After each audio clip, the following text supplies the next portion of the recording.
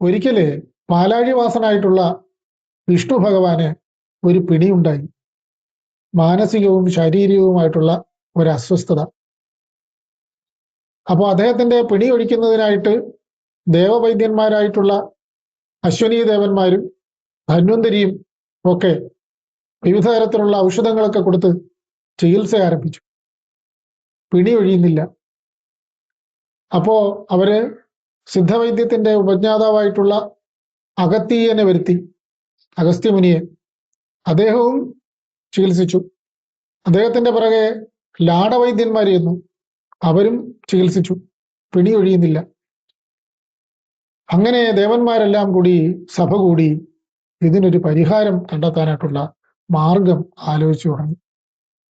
അവസാനം അവർ കണ്ടെത്തി, ശ്രീ പരമേശ്വരന്റെയും പാർവതിയുടെയും അംശങ്ങളായിട്ട് ഭൂമിയിലെ പറയർ എന്ന് പറയുന്ന വിഭാഗത്തിൽ സാംബവ പറയർ എന്ന കുടിയിൽ പാക്കനാരും പാക്കത്തിയാരും പിറന്നിട്ടുണ്ട്.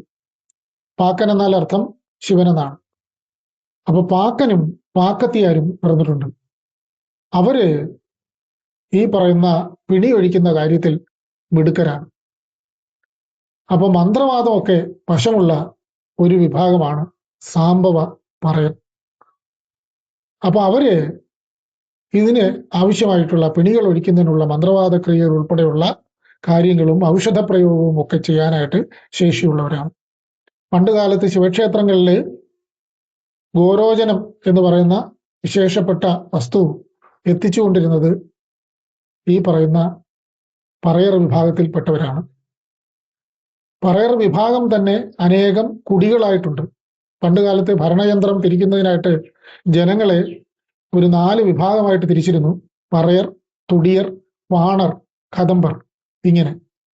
അപ്പൊ അതില് പറയർ എന്ന് പറയുന്ന വിഭാഗത്തില് അനേകം പേരുണ്ട്.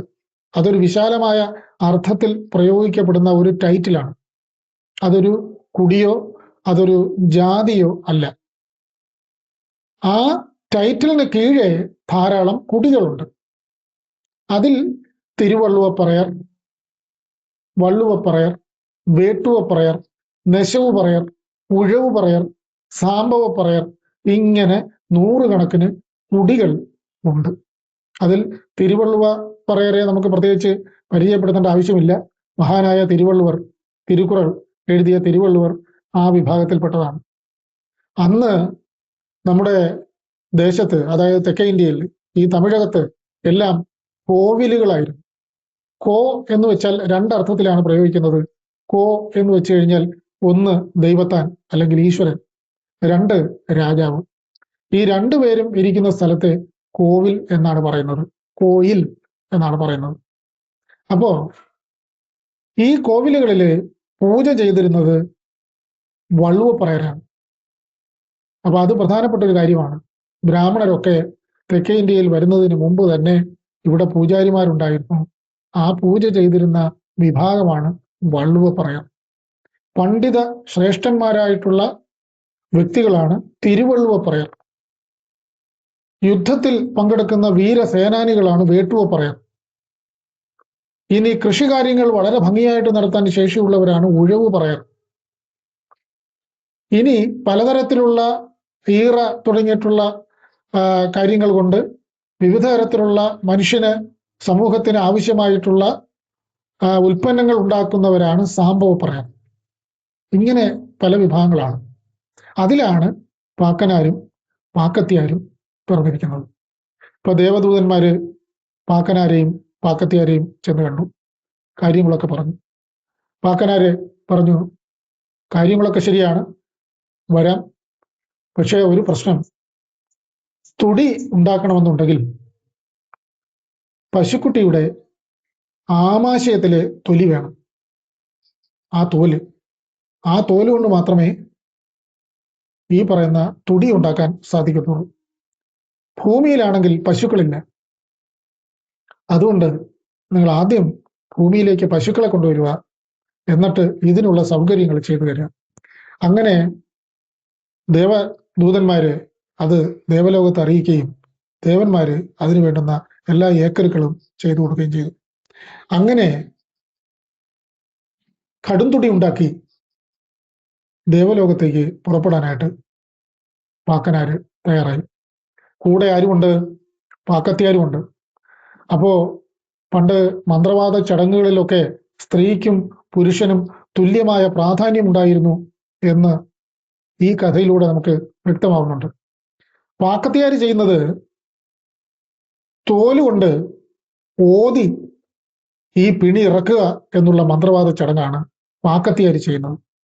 അതിനായിട്ട് ഭൂമിയിലെ വളരെ വിശേഷപ്പെട്ട ഒരു ചെടി അവര് ഒടിച്ചെടുത്തുകൊണ്ട് വന്നു. അതാണ് പാഞ്ചി. അങ്ങനെ പാഞ്ചിത്തോലുമായിട്ട് പാക്കത്തിയാരും കടും തുടിയുമായിട്ട് പാക്കനാരും സാംബ സദാശിവനെ സ്തുതിച്ചുകൊണ്ട് വൈകുണ്ഠത്തിലേക്ക് യാത്രയായി.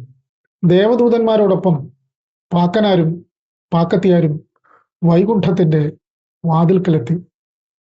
പാക്കനാരെ തന്റെ കയ്യിലിരുന്ന കടുംതുടി മെല്ലെ ഒന്ന് കൊട്ടി.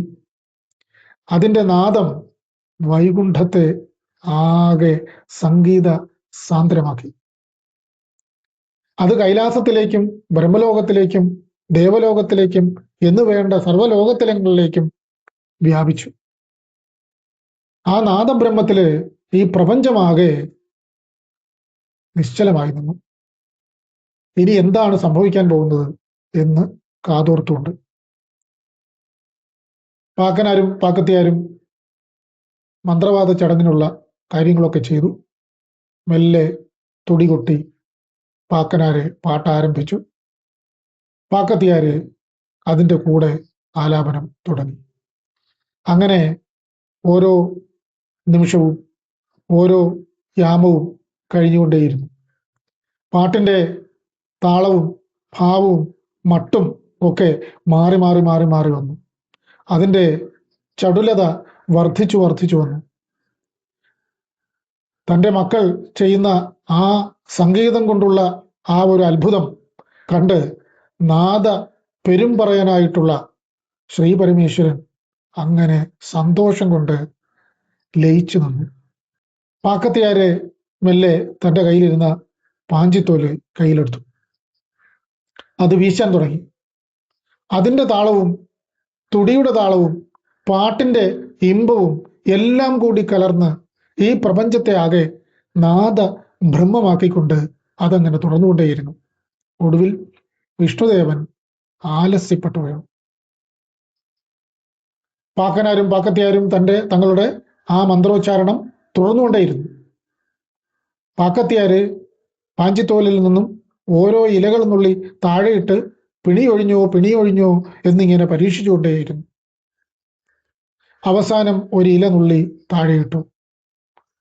വിഷ്ണുദേവൻ കണ്ണു തുറന്ന് എല്ലാവരെയും നോക്കി. എല്ലാവർക്കും സന്തോഷമായി. ഭഗവാൻ എഴുന്നേറ്റ് പാക്കനാരോട് നന്ദി പറഞ്ഞു. വളരെ സന്തോഷത്തോടുകൂടി പാക്കനാരെയും പാക്കത്തിയാരെയും നോക്കിക്കൊണ്ട് അദ്ദേഹം അനുഗ്രഹിച്ചു. പാക്കന്റെ പാട്ടും പാക്കന്റെ കൊട്ടും പാക്കത്തിയാരുടെ മന്ത്രോച്ചാരണവും ഈ പ്രപഞ്ചമുള്ള കാലത്തോളം നിങ്ങൾക്ക് പിറവി ഗുണമായി